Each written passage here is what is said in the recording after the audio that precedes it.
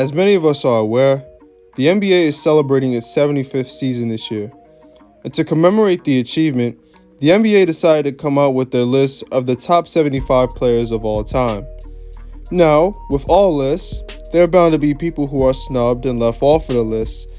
However, the one player that was left off that the majority of people agreed was absolutely unacceptable was Dwight Howard. See, for some reason, it seems that people have forgotten all about the Hall of Fame career that Dwight has been able to piece together, and because of how the second half of his career has panned out, many people, and even now the NBA itself, seem to have forgotten how impressive Dwight's career has been so far.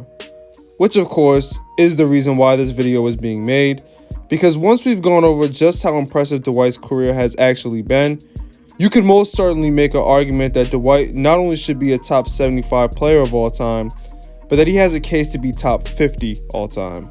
So let's go ahead and start from the beginning. In 2004, the Orlando Magic were just about to start a rebuild. After the Tracy McGrady and Grant Hill phase never really took off, failing to acquire Tim Duncan in free agency, and then finishing with the worst record in the NBA, the Magic decided that it was time to move on, and lucky for them, they received the first pick in the 2004 NBA draft. And with this pick, they would use it to select a 6'11 powerhouse who was coming straight out of high school named Dwight Howard. Dwight at this time was ranked the #1 prospect in the country, as in his senior year of high school, Dwight averaged 25 points, 18 rebounds, 8 blocks, and 3.5 assists, while leading his team to a 31-2 record and the state championship. And with those stats, you obviously have to take them with a grain of salt. However, the post presence that Dwight potentially could have had was enough to convince the Magic to take a chance on him, and thankfully, the front office will be proven right.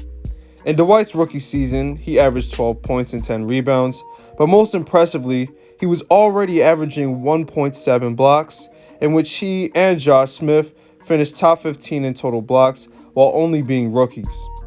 Dwight would make an all-rookie team, and the Magic would finish with a 36-46 record at the end of the season. Then the following season, Dwight would improve on his rookie campaign by averaging 16 points and 12.5 rebounds, while the Magic would see another 36-46 season. However, the following season is where things would really start to take off for both Dwight and the Magic, because in 2007, Dwight Howard again would improve on his numbers, this time putting up 17.6 points and 12 rebounds while averaging 2 blocks a game, and that would be enough for Dwight to make his first All-Star appearance. Dwight was also rewarded by making the All-NBA third team, and the Magic would see an increase in their wins by achieving 40 this year. This was enough to notch them the 8th seed, which unfortunately matched them up with the Detroit Pistons in the first round. Unsurprisingly, they would get swept. However, for a team who was making their first playoff appearance with this core, 3 out of the 4 games in the series were decided by 8 or less points. And in Game 4 in particular, they only lost by 4. Also of note in that game was Dwight Howard's performance, as he would drop 29 points and 17 rebounds while shooting 10 for 15 from the field. And even though the Magic would end up losing, this of course seemed to just be the beginning for this team, and especially a 21-year-old Dwight Howard. So we now get into the 2007-2008 season, and once again Dwight would see improvements, averaging almost 21 points, 14 rebounds, which led the NBA, and 2 blocks. Once again making another All-Star appearance, this year making first-team All-NBA, as well as the All-Defensive second team. The Magic would see a massive increase in the win column, jumping all the way up to 52 wins this year, thanks in part to Dwight's improvement, but also to the new acquisitions of Rashard Lewis, Stan Van Gundy, and the solid production from Hedo Turkoglu. And with Stan Van Gundy at the helm, and 2 sharp-shooting forwards, the Magic would begin to implement a style of basketball that was pretty ahead of its time. Especially in the late 2000s, most of the NBA was still of the notion that you should run 2 big men who operated in the post and nothing more. However, with the post presence that Dwight offered and his noticeable shooting limitations, Van Gundy and the Magic front office decided to maximize Dwight's post play by surrounding him with quality three-point shooters like JJ Redick, Rashard Lewis, and Hedo Turkoglu, and just allowing Dwight to dominate as a rim runner. This type of center was different from your Shaqs and Hakeem Olajuwons, as Dwight rarely took more than 20 shots a game, but their offense was predicated on running pick and rolls with Dwight and either throwing in the lob or allowing Dwight to draw doubles off the post-up and allowing him to pass to the plethora of perimeter shooters. And like I just stated before, the system works so much so that the Magic would end up seeing a massive improvement from the prior season and snagged the 3rd seed in the Eastern Conference. This matched them up with the Toronto Raptors in the first round, who they'd beat in 5 games, with Dwight playing phenomenal. In this series, Dwight averaged just over 22.5 points, 18 rebounds, and almost 4 blocks. To put that into perspective, in 3 out of the 5 games of this series, Dwight grabbed 20 or more rebounds. In Game 1 and Game 4, Dwight had a combined 13 blocks. In 4 out of the 5 games, Dwight shot at least 58% from the field, with 2 of those games being him shooting at least 70% from the field. So yeah, unreal series from Dwight, and again, he was only 22 years old at the time. After the Raptors, they match up in the second round against the Detroit Pistons, to which again they would fall short, but this time in 5 games. However, Dwight still continued to play amazing, averaging 15 points, 13 rebounds, and 3 blocks. And even though Orlando would once again be sent home by the Pistons, the talent on this team was starting to take steps in the right direction, and championship contention seemed to be on the horizon. So now we get into the 2009 season, and this would end up being Dwight's best season to this point for multiple reasons. For one, he once again led the NBA in rebounds, grabbing almost 14 a game.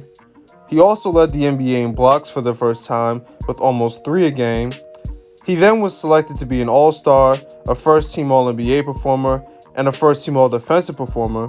And matter of fact, his defense was so good this year that he was awarded the NBA's Defensive Player of the Year.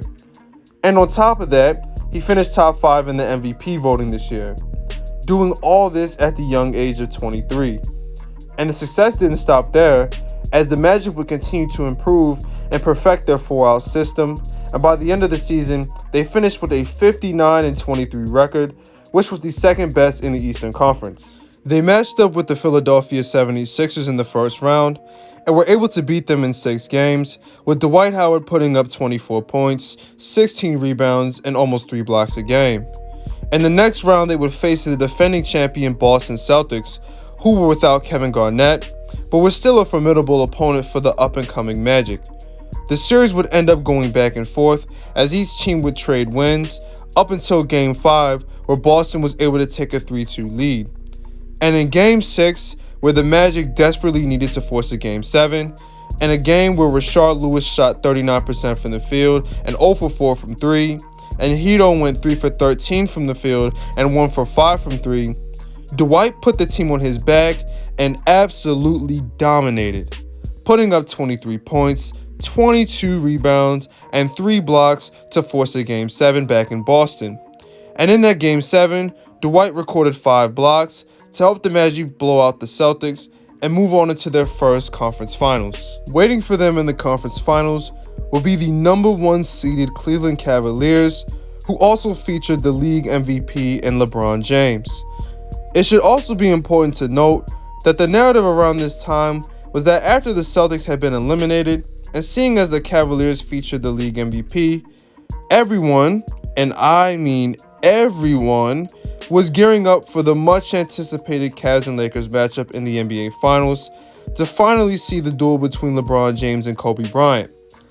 However, as we all know, that series does not exist because Dwight Howard and the Magic would end up spoiling that matchup, as in Game 6, Dwight Howard capped off this amazing series with a 40-point, 14-rebound performance to send the Magic to their first NBA Finals in 14 years.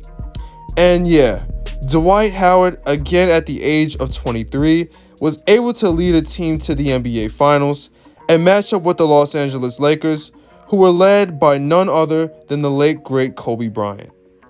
This, unfortunately, is where the success would stop, as the Lakers would handle the Magic in 5 games, and compared to the other 3 rounds, Dwight Howard didn't really play as well as he did in those series. Regardless though, Leading a team to the NBA Finals that early on in your career is no laughing matter, and most were already starting to regard Dwight as one of the best players in the NBA. Now on to the 2010 season, and again, this would be another stellar year for Dwight, who again led the NBA in rebounds and blocks. He once again was an All-Star, a first-team All-NBA performer, a first-team All-Defensive performer, and was rewarded with the Defensive Player of the Year for the second consecutive season. The Magic would finish with the same record as the year prior, which again was behind the Cleveland Cavaliers for the best record in the Eastern Conference, and in the playoffs, they would steamroll their way to the conference finals by sweeping both the Charlotte Bobcats and the Atlanta Hawks. They would meet the Boston Celtics in the conference finals, who now featured Kevin Garnett, and Dwight would end up averaging 22 and 11 with 3 blocks across the series. However, it just wasn't enough, and the Magic would fall to the Celtics in 6 games. The year after, in 2011, Dwight would somehow take another leap and produce his best season in his career. This year, Dwight averaged 23 points, 14 rebounds, and 2.5 blocks. He added another All-Star, All-NBA, and All-Defensive first team to his notch, and along with his third consecutive Defensive Player of the Year award, which would make him the only player in NBA history to do so. Dwight also finished second in the MVP race this year, and you can make a very legitimate argument that he should have won it over Derrick Rose. In the playoffs, Dwight would average a dominant 27 and 15. However, the Magic would be upset in 6 games by the Atlanta Hawks, as the Magic simply just was not the same team as the year prior. Then in 2012, this would end up being Dwight's last year in Orlando, but he still put up outstanding numbers and was rewarded with another All-Star appearance, another first-team All-NBA selection, and another first-team All-Defensive selection. The Magic unfortunately just missed their window and would be knocked out in the first round again, as Dwight would miss the playoffs due to an injury. And from here, I'm sure most of us know the story of how Dwight's career went from this point, so I'm not going to focus on that. However, what I do want to focus on was the reason why this video is being made. See, again, the NBA came out with their top 75 players of all time list, and somehow Dwight was excluded off of that list. And as it stands now, Dwight Howard is an 8-time All-Star, an 8-time All-NBA performer, a 5-time All-Defensive performer, a 3-time Defensive Player of the Year, led the NBA in rebounds 5 times, led the NBA in blocks twice, and won a championship with the Lakers in 2020. And even just looking at that trophy case alone would be enough to justify Dwight's place on the list. But when you start to look at the other players who made the list over Dwight, you really can't do much but shake your head. Players such as Dave Bing, Bill Sharman, and Lenny Wilkins, as great as they were for their time, their accolades simply just don't match with what Dwight has already accomplished. And even then, they all played during a time period where seeing a lot of success in the NBA wasn't nearly as difficult as it is now. And then on the opposite end, when you look at players such as Anthony Davis and Damian Lillard, it just absolutely puzzles me as to how players who haven't seen anywhere near the longevity and individual success that Dwight has were able to get the nod over Dwight Howard. I mean, Dame has yet to make the NBA Finals, and even then, he's only made the conference finals 1 time in his career. And quite literally, the only thing that he has going for him is the 6 All-NBA and All-Star selections and his Rookie of the Year, but that's literally it. Nothing else to show for his career. And as for Anthony Davis, he quite literally has had only one arguably all-time great season, and even then, the implications of that success were so unique that it warranted a 5-month break in the middle of the season. And I know what you're thinking, oh, but Jared, Dwight was on that team too, so what are you talking about? Yes, Dwight Howard was on that team too. However, Dwight has also seen success without LeBron James and actually beat LeBron to get to the finals in 2009.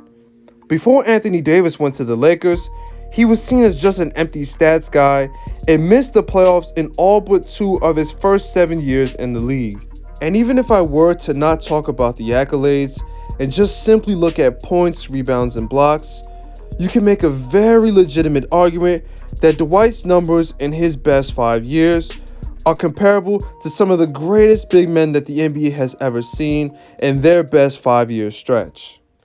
And now that we're able to look at Dwight Howard through the lens of the 8-time All-Star, the 8-time All-NBA performer, the 5-time All-Defensive Team performer, and the 3-time consecutive Defensive Player of the Year award winner that he is, which again makes him the only player in NBA history to do so, and the player with the second most Defensive Player of the Year awards in NBA history, I really hope I was able to enlighten you all and inform you about the forgotten greatness that has been Dwight Howard and how utterly disrespectful it was for the NBA to exclude him from their 75th anniversary list. And I would go even as far as to say that he should be easily top 50, but that is another video for another day. But in all honesty, I want to sincerely thank all of you guys for watching. Thank you for the massive support that my 76ers video has been getting, as I spent a lot of time working on that video, and I'm glad everybody is enjoying it. Please, for all my new subscribers, my new viewers, please go follow my socials, my Instagram and my Twitter. I post all of my updates about what videos I'm going to be making on my Instagram, and I like to do a little bit of interactive posts and stuff on that, so you don't miss that. And my Twitter, I also retweet a lot of stuff that I see, and that's also where I give a lot of my live takes on games. So please go follow my socials so you can stay up to date about what I'm going to be posting on this channel and just to keep up with me in general. But as always, please subscribe and like the video and everything, and stay tuned for the next video.